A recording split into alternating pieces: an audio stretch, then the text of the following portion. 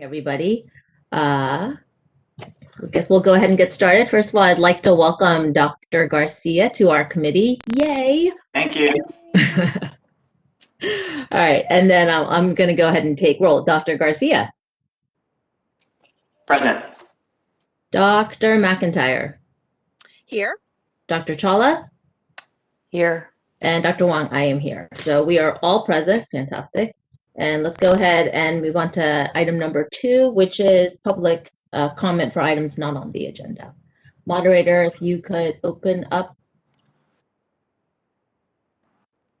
All right, this is the moderator, and at the direction of the committee, I have opened up the Q&A feature for public comment. Members of the public, if you would like to make a comment for items not on the agenda, please click that icon with a question mark within a square located at the bottom right-hand corner of your WebEx screen. We'll get instructions up on the screen for your reference in just a moment. And typically in the ask field in the lower right-hand corner of your WebEx screen, please type, "I would like to make a public comment," and send to all panelists.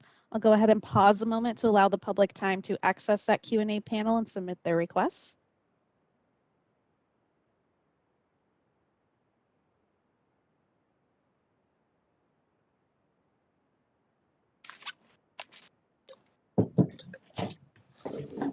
All right, this is the moderator, and it looks like at this time there are no requests for public comment. Would you like me to close the Q&A panel? Yes, please. All right, the Q&A panel is now closed.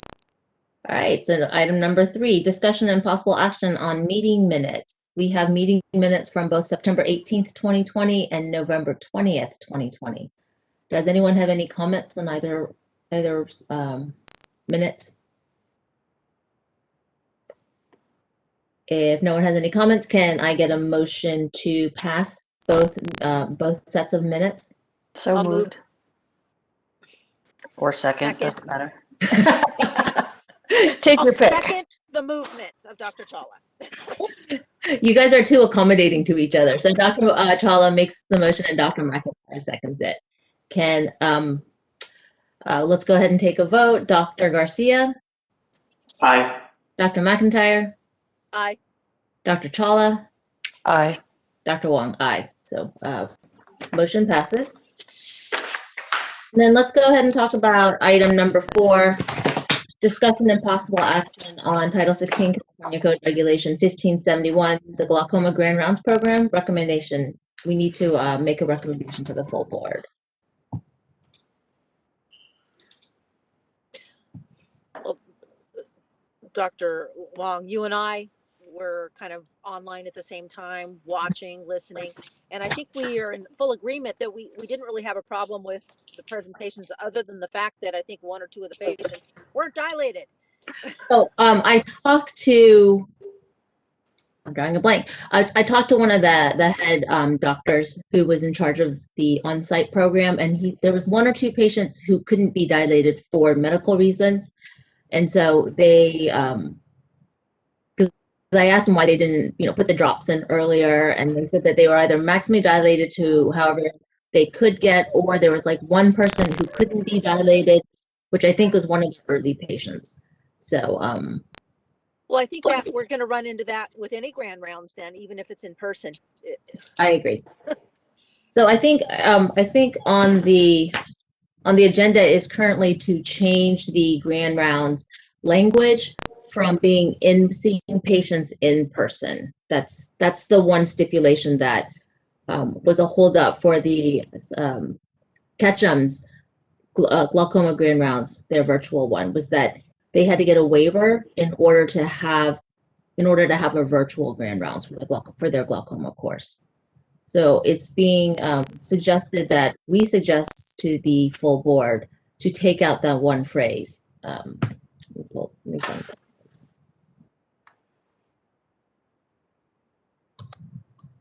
Right, that's in Must be 15 in person, yeah. Yep, 1571 B, and patients must be evaluated in person. So just so I'm clear, you guys want to remove that in perpetuity, right? That's what you're trying to do. That would be the intent of the regulatory package that you have before you.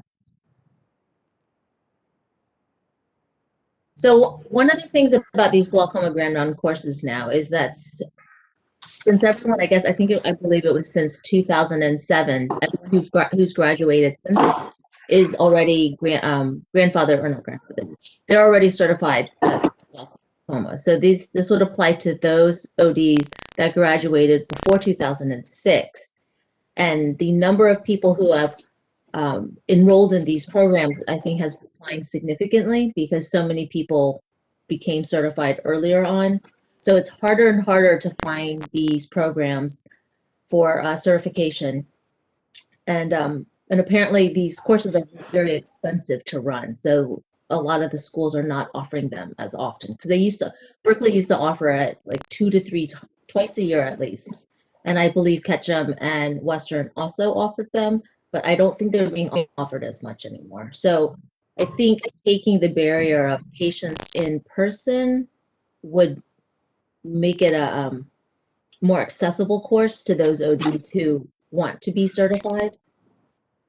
And I was a little bit on the fence when I was watching it, or before I watched it, because at Berkeley our in-person there's definitely positives to having it in person, but Ketchum's program online was very complete. So I don't know, Dr. Chawla, Dr. Garcia. I mean, I watched it for the first day. I know she finally figured out like what the technical glitch was, but I was there the first day watching it, and I was working the second, so I couldn't. I thought it was okay. I was the person who originally entertained this idea for the reasons that you mentioned already. I think that most people who treat glaucoma in the state already have a certification, and the number of people who are going to require this class is fewer and fewer anyway. And you're right, the schools used to offer it once in the like April and once in September or October kind of thing, and they don't anymore. So I think this is reasonable. I mean, it's in line with all of the other stuff that we're now doing virtually, and I think that they did a good job of presenting the patients in a way that I didn't think that there was a significant decline in learning. Sure, there's always, I think you'll always have an argument for in person, just like CE, right? There's like stuff in person that you can't do, but I don't think that this is a hindrance to someone learning how to manage or treat glaucoma. So I would be okay with it. Yeah, I agree. I would support changing the language to be a little more liberal with going purely online. I just have one question. So going back to the original scope expansion with glaucoma, does this, and I'm sure it doesn't, but does this in any way go against the original language? I don't think so. With in person, No. was that ever a stipulation? Was that in person was required? So within the statute, this actual expansion of scope, there is no change. This would just be within our regulations. And so that is the only stipulation that prohibits that sort of online platform. So if we were to look at striking that language as suggested today in the regulatory package you have, or if we stipulated some other way in which, but I'm hearing that from the other members that the language you have in front of you works to just simply remove the patients must be evaluated in person. And so that's the only barrier there is. That's the only, there would be no change in the scope as far as the statute is concerned. Thank you, Shar. Then I would completely support it.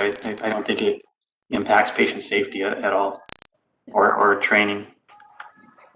I think for Ketchum, in order to get the waiver, that was a lot of work on staff's part, and it took a lot longer than anticipated, I believe. Dr. McIntyre, do you have any comments? No, I think we should go ahead and remove that language that's a barrier. Right. So, Shar, can we just can we talk about this today? We can talk about this today at today's board meeting, correct? Make the recommendation. Well, yes. So what we want you to do is to go ahead and to make a motion, get a second on moving this language recommending this language to the full board. Then you can go ahead and take some public comment and then vote. And then later on today, we'll discuss the recommendation and exactly the fantastic arguments you guys have given here. So can I go ahead and have someone make a motion, please? I'll make the motion to remove the language and I don't know the exact wording of that. Shara, I'm sure you have that right in front of you. I'll second that. Perfect. And let's go ahead and vote. Dr. Garcia, Aye. Dr. McIntyre, Aye. Dr. Chawla, Aye. and Dr. Wong. Aye. So motion passes, and we can discuss it at today's board meeting this afternoon. All right. We are just going along. I just lost my. Chair Wong, I apologize. Might we want to open for public comment? Just if there's anything, I apologize. I didn't realize that as soon as you said my name. So, moderator, if we could go ahead and open up the Q&A for public comment, please. All right, this is the moderator, and at the direction of the committee, I have opened up the Q&A feature for public comment. Members of the public, if you would like to make a comment on this agenda item, please click on that icon with a question mark within a square located at the bottom right-hand corner of your WebEx screen. I'll go ahead and pause a moment to allow the public time to access the Q&A panel and submit their requests. And just as a reminder, if you are not currently speaking, if you could please mute your microphone to prevent any background noise from happening. All right, and it looks like at this time there are no requests for public comment. Would you like me to close that Q&A feature? Yes, please. All right, the Q&A feature is now closed. So, Shar, should we take another vote, or is our vote okay? That would be cleaner. And because this is a regulatory package and we'll need to include the tracking of the votes, it would be best to go ahead and take another vote. Thank you. If we could take another vote, Dr. Garcia, I vote aye. Dr. McIntyre, Aye. Dr. Chawla, Aye. Dr. Wong. Aye. Motion passes. So I think we're all okay with item number 4. So if we could go ahead and start discussing item number 5, discussion and possible actions on continuing education course approval requests submitted pursuant to Title 16. So we had a fair number of courses that were presented. Does anyone have any comments? Dr. Garcia, No comments.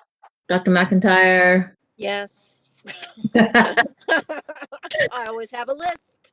Okay. Oh, you just had a slightly pained look on your face there.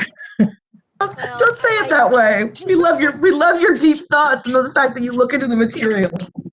Okay, well, I don't have the actual materials in front of me, so you may want to reference it on your computers. I don't have a full computer in front of me, but I have my notes. Okay, Which would you like me to start with? Which letters? let's start with A. The number, what was the number? Oh, Sorry. it's number 6A, Okay, 6. first one. Okay, so I'll only point out the ones that I had some issues with. Okay, 6N, I think the wrong materials were in there. It was for a different course. oh, 6M as in Mary? N as in Nancy. Nancy. So 6M, 6N, and 6O listed as Dr. Keith Liang on the agenda, but it's actually all Steve Faith. And I asked, so Mark said that if you downloaded all the material, then you could actually see the first 3 pages. So Mary, Nancy, and Oscar on 6, you had to actually download the package in order to get the first 3 So pages. it was all there. It was all there. It was just mislabeled on the agenda. Okay, got it. So I have other stuff too. Okay.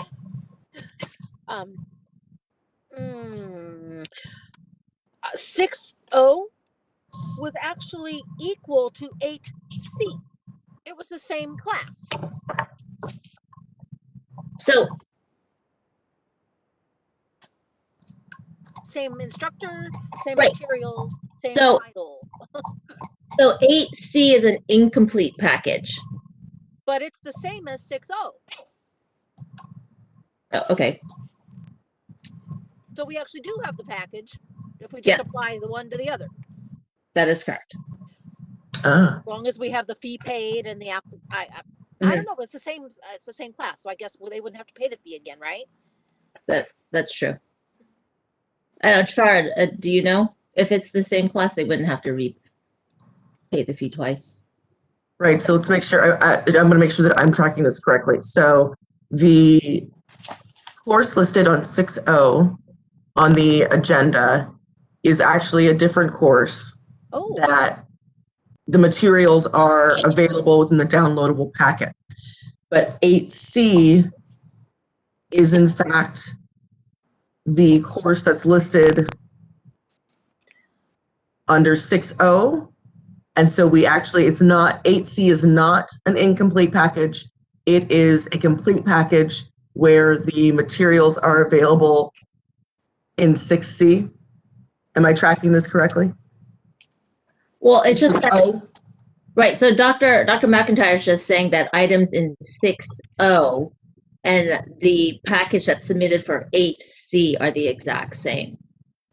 So Same title and everything.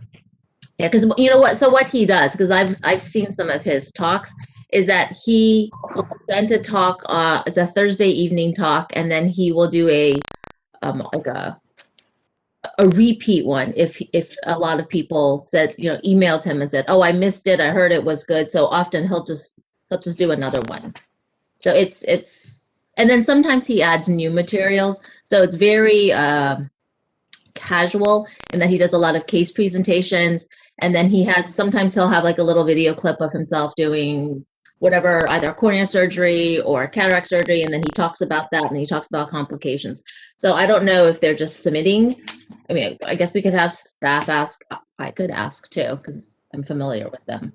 But I'm getting a little confused, because if they're doing basically the same class over and over and over again, maybe saying a few extra things here and there, are they different classes? Or does that still fall under the purview of the original application? So it would. So that course number and right, well, once our new regulations are in effect, and so I think that we're using those as our guide at this point, that once given a course number, you have approval to teach that course as many times as needed within that 2-year span where the course has been approved. So there wouldn't be a need for each date for there to be an additional application for the content to be presented. Even if someone adds a little bit of information, though, you're going to do that anyway on multiple presentations of a right. subject. So I think it should still all fall under the same thing. So we should just let them know, because I think they have a fair number of these. They do one of these talks like every month or every other month. So we should just let them know. Okay, moving on, Dr. McIntyre. Still going.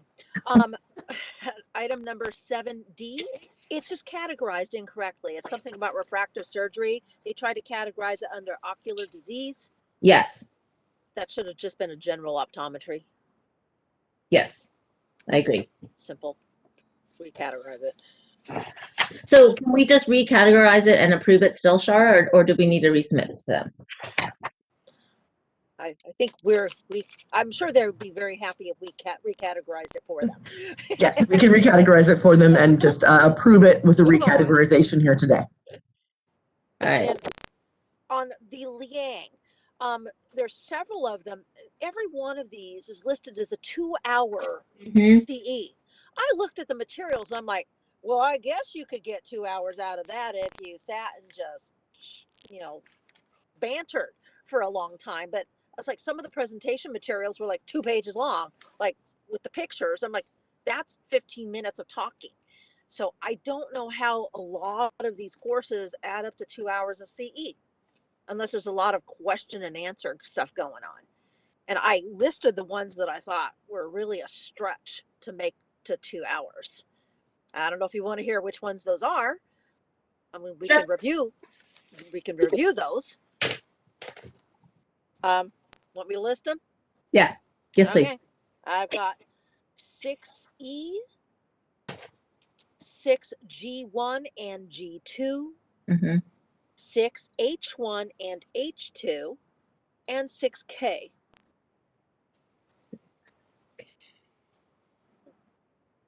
Not all of them were, terribly short, but some of them, all of them were a little bit questionable. But I could see an argument for some of them being stretched with the subject. But I'll tell you, some of those subjects I wouldn't want to listen to for 2 hours. It's like, there's no way. Well, I mean, I guess I don't really know how to monitor. I mean, Yeah. they would just have to submit their, oh, I have to sneeze. So Sorry. Deborah, are you asking for additional information on how the presentation was done? Because I don't know how we could, Yeah. let you watch the course yourself. So, I mean, if you wanted to hold something to gather more information as to why the presenter did that, we could do No, that. But I'm not sure I don't how we know could how make a decision, I on don't that. either. So I was just kind of throwing it out there. If you guys had No, had a chance to take a look at I think those. it's important to look at that kind of stuff because we've done it before Uh, where people, will do like a brief surgery or there's no really teaching, right? You're watching a video. We've talked about this before. So I'm asking in earnest, like with regard to the courses because I'm looking at them now on my phone, right? So, what would you like to do about this? Because it's important that people understand that when they submit for certain timeframes, that they actually submit material that supports that.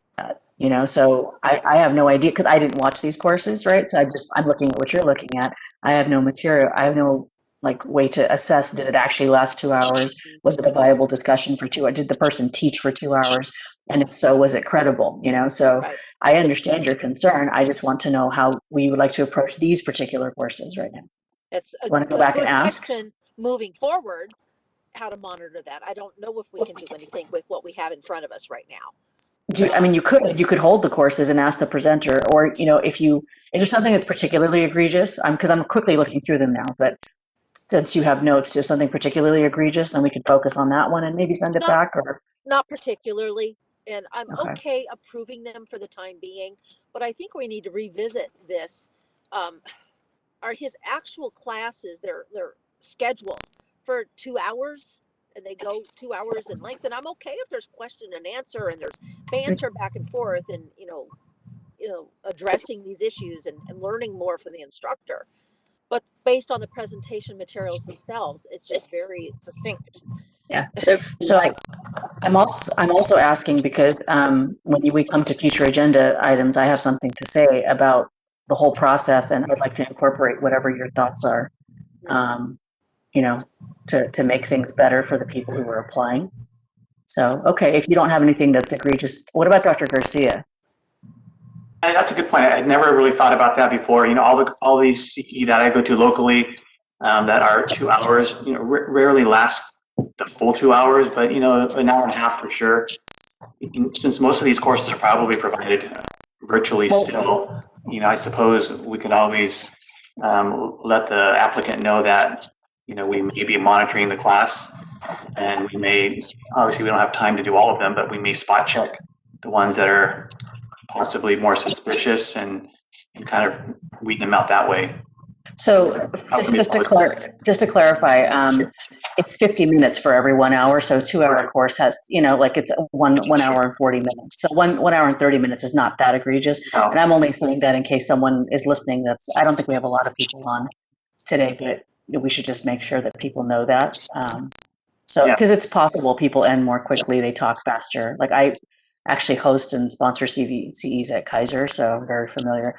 Unfortunately, our courses always go overtime. People just keep talking and asking. I mean, it's good because the Q&A, it's engaged. People ask a ton of questions, so I love that. But we never get that lucky with with it ending early. Yeah. So do you guys record each session? Because there is the. Mm-hmm. So we do. So this is the first time at Kaiser that we've done that. We've done it online, because of the pandemic. Our last for 2020, we just eked it in February before all the stuff stopped. So we did record it. They've recorded all of their medical ones for their, part of it is for their own review. Part of it is for documentation purposes for them to have it. So we do record them. This is like kind of this like whole online thing is in its nascency. So if we could kind of clarify for people, but we could talk about that in the future agenda items. I don't want to hold up what we're doing. Well, what I was just thinking was especially with Dr. Leong's, because he has a number that Deborah is concerned about being light on material. Can we request a copy of his recording? Because I mean, they needed, number one, to confirm live attendance. So there's that part. So they must have at least, I don't know. I don't know how he's. Well, I mean, that's what I was asking her, is what would he like to do? Like, would she like to hold these courses if there's something particularly offensive? You I know, wouldn't do or, it at this point. Not it's there might have been out of all of those, there might have been one I was mostly concerned with, but even then it was not, like you said, particularly egregious. And I would be okay approving them for the time being, but I thought the idea of a recording is a really good idea. Maybe for particular I mean, CEs that are a certain asking for 2 or more hours, like a 1 hour, we can all fill an hour. But when we right. get into the multiple hours, I think that's more of an issue. well, let's talk about it in the future agenda items. It ties into what I want to bring up anyway. So, and I think it'll be good since Dr. Garcia is joining, because I want to review everything in there for a future agenda item. So you get a crash course on my, I've been doing this for a decade, so you get a crash course on what I've been dealing with for a decade. Just a question for you guys. First, so Dr. Leong's, he requested 2 hours of CE, but it wasn't indicated on the application if it was what type of CE. It just said 2 hours. 2 hours, yeah, that's true. Right. There was no glaucoma. There was no like therapeutics. So it just says 2 hours. So are we assuming that it's just 2 hours general? Or Well, if you look at some of his topics, they're obviously not. I mean, that's something to clarify on I know it's there in the package, but I feel like we have to rework the package. Because, well, the package initial, so for the majority of everyone else's applications, because it does say how many hours are you applying for and what. Right, and what are you doing? I know. Right. So on his, he applies for 2 hours, but there's no category. So, I mean, you can. So, I mean, I don't know. He's just saying, oh, I mean, he could, I'm assuming he wouldn't say that corneal cross-linking is glaucoma, but it is actually a specific blank on the application or spot. Well, that's what I'm saying is that do you want to ask these questions, or do you want to assign the categories ourselves? Because, like, for example, ocular hypertension is going to be glaucoma. You know, there's some of them that are glaucoma decisions and choices. Eye glint, eye glints, prostaglandin. There's stuff that's kind of, should we do that, or what do you want to do? We should. In the interest of getting this done, and so we can, getting this off of our plate, we should go ahead and assign it now, but take special care to make sure they're actually giving us that information upon submittal. Okay, so this is what I have that doesn't have a category.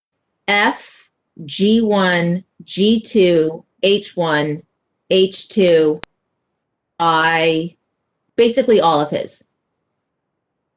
Yeah, so all of Keith Leong's, he requested CE hours, but he didn't categorize them. So maybe we just categorize them right now, and then that way we can pass all of his. Madam Chair, may I? I'm sorry. I'm looking at these, the dates of presentation, and I could be wrong, but it appears that only one has already happened, one that was scheduled for 2/19. The others are in the future. And so it is certainly within your scope, within reason for you to ask for more material to substantiate the number of hours requested, and to clarify the category. That could be done between now and our next meeting of the PEC, whether that be March or April. So I think that, if there's some hesitation on the part of the members as to whether or not the course content really does warrant the time requested, then I certainly want to make sure that you understand it's well within your power to put these aside, ask for additional materials, and bring them back to you as resubmitted applications at a later date. Oh, I think that's fantastic. I didn't even. Yeah, I mean, I didn't look at the dates even. I mean, that being the case, I think that's a better choice. Great. So and there also might be, we can ask if there is a recording of the course that took place on the 19th of February.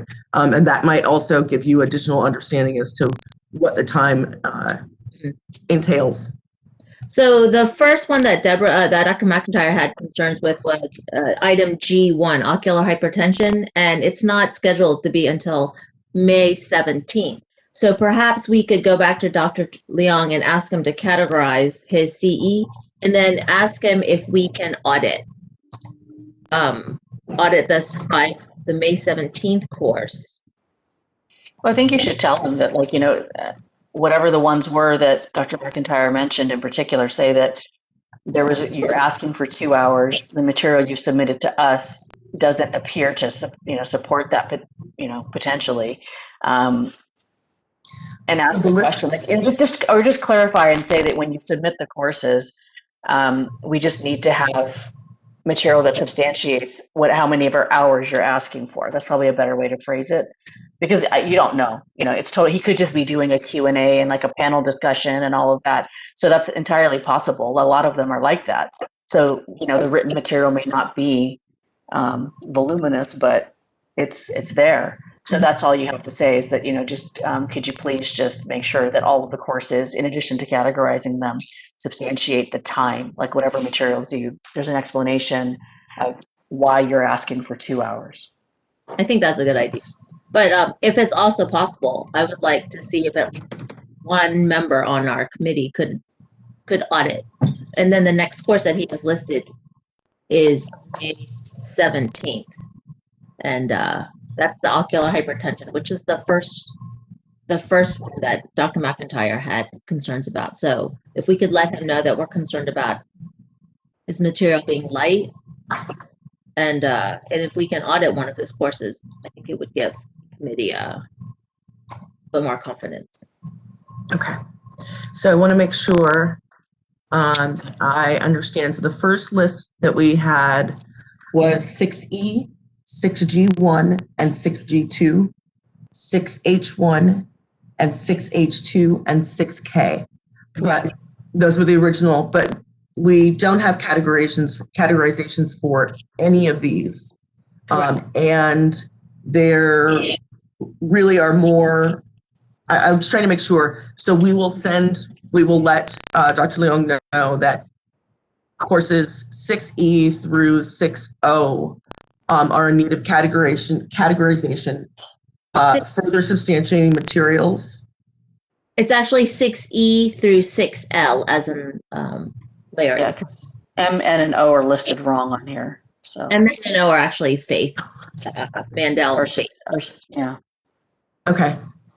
So just E through L are Leong's.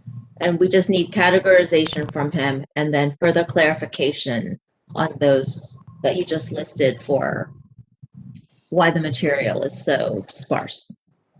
Okay. And we'll also ask for, if available, recording of the February 19th session so as to give us an indication of what the sessions are like.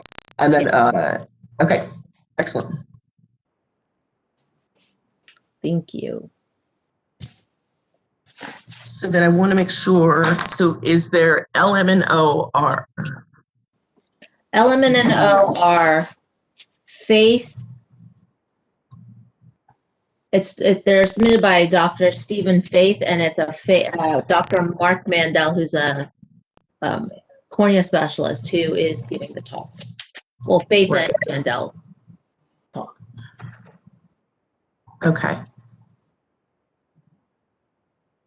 So then we'd like to go, I want to make sure too, because we're coming up on after 10 and 10:30. I think many of you have to move to Leg and Reg.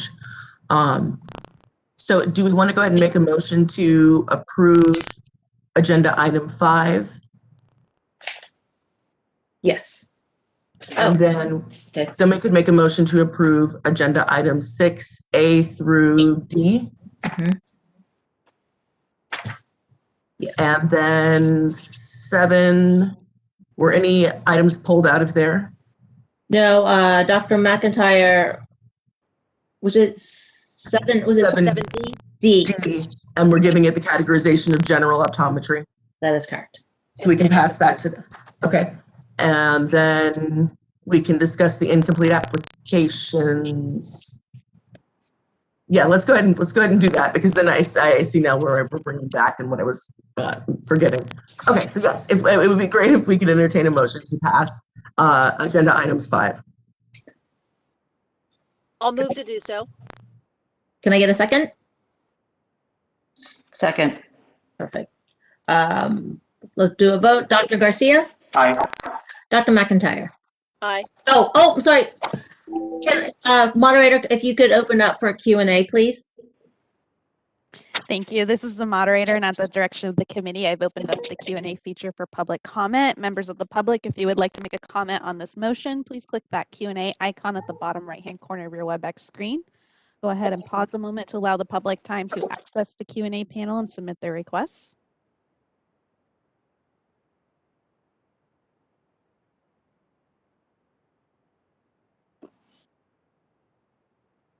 All right, and it looks like at this time there are no requests for public comment. Would you like me to close the Q&A feature? Yes, please. Q&A feature is now closed.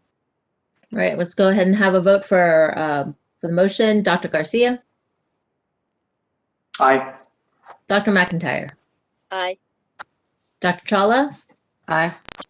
Dr. Wong? Aye. Motion passes. Can I have a motion to pass items 6A through 6D? I will move to pass items 6A through 6D. Second. And moderator, if you could open up the Q&A for comments. Sorry to jump in. This is Mark. Are we approving M, N, and O as well, the Dr. Faiths as part of number 6? Yes. Actually, so let's pull our motion. And does anyone on the committee have any comments about M, N, and O? Thank you, Mark. Just one second, Mark. I'm sorry, because we have those listed in. So essentially, what it comes down to is that 6, M, N, and O are erroneous, and that really and truly what you'll want to do is to vote on the items in 8. Is that correct? Because they are actually complete applications. You have them, and that is where they're listed on the agenda. So we can't approve M, N, and O because those are erroneous. That's fine. That makes sense. So. Okay, but they're. But she's saying that they're listed on the actual agenda that the public is seeing and that we've published incorrectly. So if you say that you're approving M, N, and O, you're actually approving Keith Lang, anterior segment grand rounds. What is it? Okay. Keith Yeah. Lang, so that's not correct. So either I was going to ask that question, do we have to, because we made a mistake, how do we address that? So I think it's saved, right? Because the courses the materials that are there are for Dr. Stephen Faith's courses, and those are listed in agenda item 8. So we could approve those through agenda item 8. I think only one of them is listed in agenda item. It's the 8C. So 8C. 8C and 6O are the same. So I guess we could approve that one and then approve the other 2 in March. Yes, and that we have materials for the other 2. So let's we won't approve. Let's continue with your motion of A through D. Mm-hmm. We'll not approve the Dr. Leong's, and then we will not approve the erroneous courses M, N, and O. And then what we'll do is then we'll come into 8C, we'll approve that, and then we'll request or include materials in the March meeting for the other courses from Dr. Faith. Okay. So we still have the motion, and I just now need comments, public comments, please. All right, this is the moderator, and at the direction of the committee, I have opened up the Q&A panel for public comment. Members of the public, if you would like to make a public comment on this motion, please click that Q&A icon at the bottom right-hand corner of your WebEx screen. And it looks like at this time, there are no requests for public comment. Would you like me to close that Q&A panel? Yes, please. All right, the Q&A panel is now closed. Perfect. All right, and then we'll go ahead and have a vote. Dr. Garcia? Aye. Dr. McIntyre? Aye. Dr. Chawla? Aye. Dr. Wong? Aye. Motion passes. We are now going to go to item 7. Can I get a motion to pass items 7A through 7E. So moved. I'll second.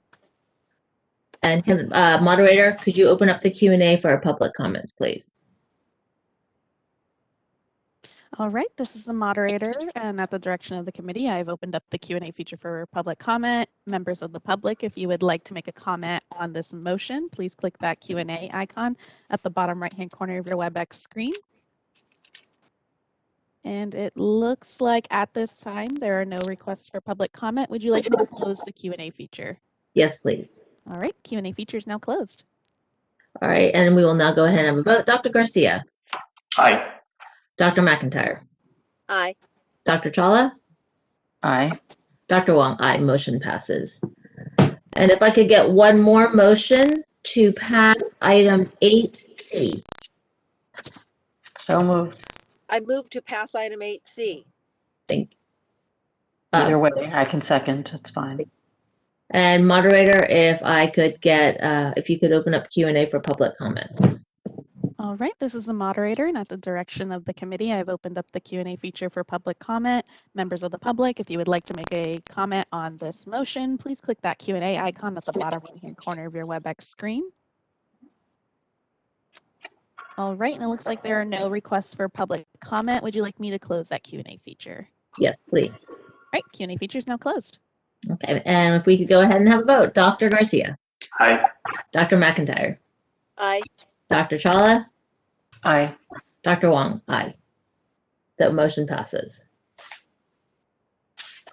So Shara, for the next meeting, which we ideally would like to have in March, guys, we need to just have items 6M and 6O correctly listed on the agenda so that we can pass them.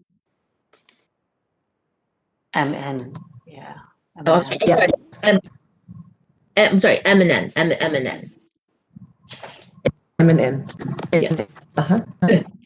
Like a little bit of a tongue twister. Mhm. Then I think we also wanted to talk about possibly maybe either having more committee more PEC meetings, maybe a little bit more often.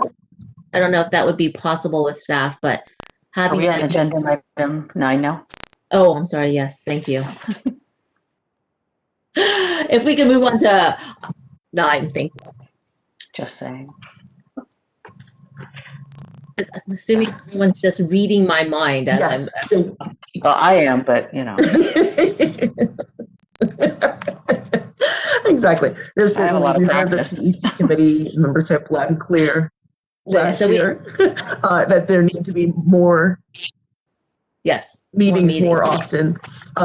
So we do have 30 other applications that were submitted after the agenda was prepared. So we are hoping that we can schedule a March meeting in order to review those and 6M and 6N in the next 30 days. So if we're able to schedule today, that would be great.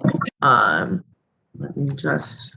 I also wanted to bring up something else. I'd like to just review the application because there's some confusion out there. I'd like to just make it very clear, like what we're requiring. So if we could just review the application so it's very clear for the people who are submitting, very clear for the people on this committee, and very clear for whoever's working back, behind the scenes to move the applications forward so it's a little bit more organized and fair to the people who are actually waiting for the CE to be approved.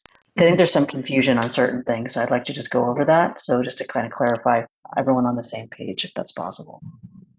That sounds great. We can do a separate agenda item for our March meeting where we will discuss the application process.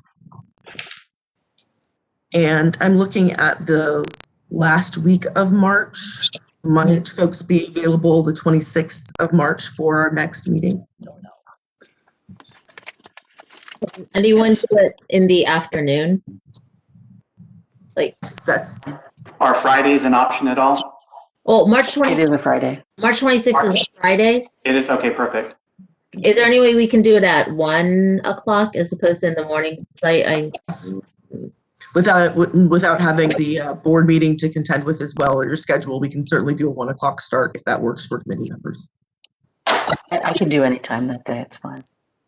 Dr. McIntyre, would around 1 o'clock work, or anytime, I guess, or 12:30 is lunch right now. That's fine. That's fine, because I'll just move my lunch hour. That's okay. So let's do let's do 1 o'clock on the 26th of March. Okay, fantastic.